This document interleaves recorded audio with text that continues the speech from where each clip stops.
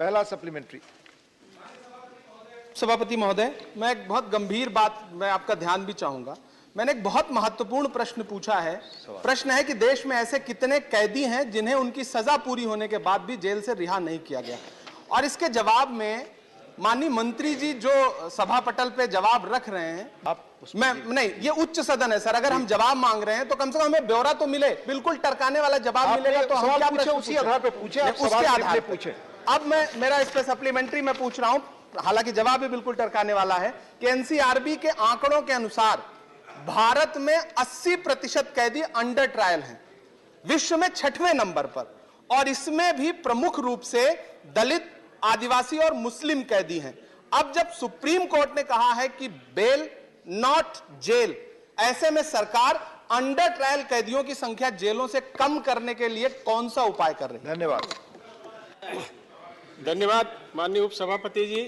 पहली बात तो मैं माननीय सदस्य को आपके माध्यम से ये कह देना चाहता हूं कि इस तरह की भाषा जब वो उच्च सदन कहते हैं तो पहले बोलने से पहले उनको जानकारी इकट्ठी कर लेनी चाहिए। भारत के संविधान की अनुसूची 7 में सूची 2 पर साफ साफ दर्ज है कि ये प्रदेश सरकारों का मामला है। जेल और जेल में बंदी जो रहते हैं उसके प्रशासन और प्रबंधन की जिम्मेदारी प्रदेश सरकार की होती है, केंद्र सरकार उसमें केवल सहयोग करती है। आपने जो प्रश्न पूछा है जिसमें कहा है कि 80% कैदी जेल में है, ये सही बात है। 77-78% कैदी जेल में है जो अंडर ट्रायल है, लेकिन आपको यह भी मालूम होना चाहिए कि हमारे संविधान में न्यायालय की व्यवस्था बिल्कुल स्वतंत्र है और अंडर ट्रायल कैदियों के विषय में निर्णय लेने का अधिकार केवल न्यायालयों को होता है। Second supplementary. माननीय उपसभापति महोदय, माननीय मंत्री जी ने जो जवाब दिया है, जो काम है प्रक्रिया है मैडम, प्लीज चलने दीजिए। इस प्रश्न के उत्तर में जो जवाब दिया गया है वो आप एक बार सुन लें महोदय। मैं आप उसमें जो इन्होंने जवाब है उसमें कहा गया है कि एनसीआरबी आंकड़ा प्रस्तुत कर रहा है। सुनेंगे प्लीज। आपको पता होना चाहिए, अगर जवाब से संतुष्ट है जो माननीय सदस्य रहते हैं तो उसकी एक प्रक्रिया अलग से पूछने की, इस पर आप सेकंड सप्लीमेंट्री पूछ रहे हैं। ठीक है सर, हम सेकंड सप्लीमेंट्री पूछ लेते हैं। धन्यवाद। सेकंड सप्लीमेंट्री यह है कि 26 नवंबर को संविधान दिवस पर महामहिम राष्ट्रपति जी ने सवाल उठाया था कि देश अगर विकास की तरफ जा रहा है तो ज्यादा जेलें बनाने की जरूरत क्यों आन पड़ी। 2019 का जो आंकड़ा है एनसीआरबी का, नया आंकड़ा गृह मंत्रालय ने उपलब्ध नहीं कराया, 1031 कैदी हैं जो सजा पूरी कर चुके हैं लेकिन जुर्माने की रकम ना अदा कर पाने की वजह से जेलों के अंदर हैं।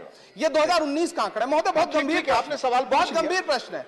माननीय मंत्री जी ने कहा कि it's a matter of state, तो मैं माननीय मंत्री जी से पूछना चाहता हूं कि भारत की एक बेटी, गर्भवती महिला बिल्किस का गैंग रेप और उसके परिवार के 7 लोगों की जघन्य हत्या, उनके कैदियों पर रिहाई, क्या यह मैटर ऑफ स्टेट है कि गृह मंत्रालय भी इस पर कभी इस पर ध्यान देगा या नहीं देगा?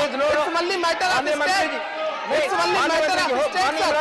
आप बैठे माननीय मंत्री जी, आप माननीय उपसभापति जी, अभी मैं यही कह रहा हूं कि सदस्य ने प्रश्न के उत्तर को ठीक ढंग से पढ़ा नहीं। उसमें यह लिखा है कि एनसीआरबी जो स्टैटिस्टिक्स इकट्ठा करती है जेल के संबंध में, उसमें जेलों की संख्या, जेलों में कैदी, जेलों में पुरुष महिला कैदी, ऐसी विशिष्ट श्रेणी कि कौन से कैदी सजा पूरी करने के बाद भी छोड़े नहीं गए, इसके कोई विशिष्ट आंकड़े एनसीआरबी कलेक्ट नहीं करता है, यही उसमें कहा गया है। दूसरी चीज ये साफ है, आप पता कर लीजिएगा, मैं पूरी जिम्मेदारी से जवाब दे रहा हूं माननीय मंत्री जी। और दूसरा जो इन्होंने कहा, प्लीज आप अपनी सीट पर नहीं बैठिए मैडम, प्लीज दूसरा इन्होंने प्रश्न पूछा है कि 2019 में ऐसे कैदी जो अपनी सजा पूरी कर चुके लेकिन उनको छोड़ा नहीं गया। मैं आपको कहना चाहता हूं कि गृह मंत्रालय की यह जिम्मेदारी है कि वो एडवाइजरी जारी करता है। हमने जेल प्रिजन 2016 जारी किया है, जिसके माध्यम से कैदी जो सजा पूरी कर चुके हैं उनको रिहा करने की ऐसी सारी सुविधाएं हैं।